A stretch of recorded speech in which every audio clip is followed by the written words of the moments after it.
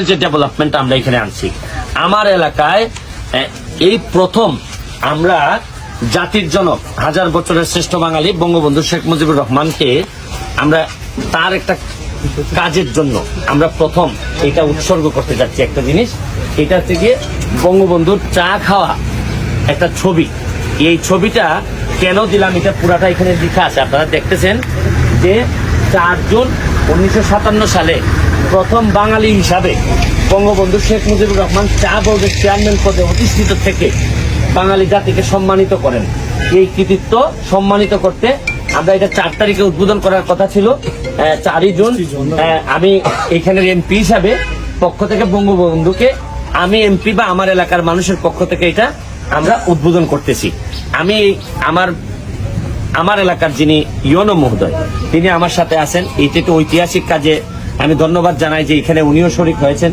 এখানে আমি আপনাকে শুধু জিজ্ঞেস করতে চাই যে এই যে এতদিন ধরে যে এই জিনিসটা আমাদের অনেকেরই জানা ছিল না যে বঙ্গবন্ধু, এর পরবর্তীতে আপনার অনুভূতিটা যদি একটু বলেন, আপনি এই এলাকার ইউনো হিসাবে এদিকে তাকিয়ে যদি বলেন।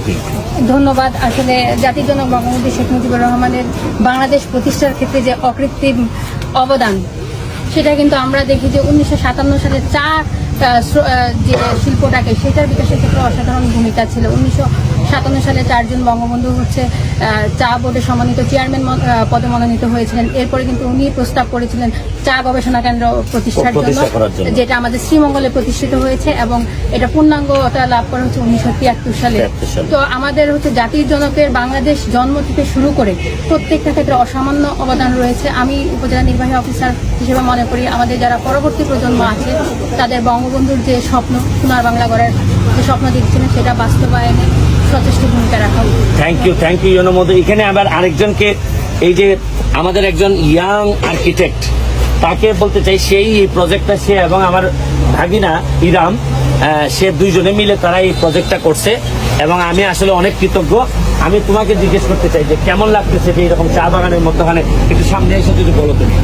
প্রথমত যখন আমার কাছে প্রথমে প্রজেক্ট এসেছে তো আমার কাছে মানে আশেপাশে পরিবেশে অনেক ভালো লেগেছে। লাইক চা বাগানের ভিতরে মানুষ একটু বসে আনন্দ করবে, আড্ডা দিবে, মানে এটা অন্যরকম একটা ব্যাপার, অনুভূতি। তো যখন আশেপাশে এনভায়রনমেন্ট সুন্দর থাকে তখন আমাদের মানে আড্ডার মৌসুমটা আরো সুন্দর হয়ে যায়। তো এখানে আসলে আগেই একটা ছাউনি ছিল, ওই ছাউনিটাকে এক্সটেন্ড করে মানুষকে আরো কিভাবে আনা যায়, আকৃষ্ট করে মানুষ কিভাবে এখানে আরো বেশি সময় স্পেন্ড করবে, ওইটাই আসলে মেন উদ্দেশ্য ছিল। তো আমাকে হেল্প করেছে সৈয়দ ইরাম, উনি আমাকে সর্বক্ষণ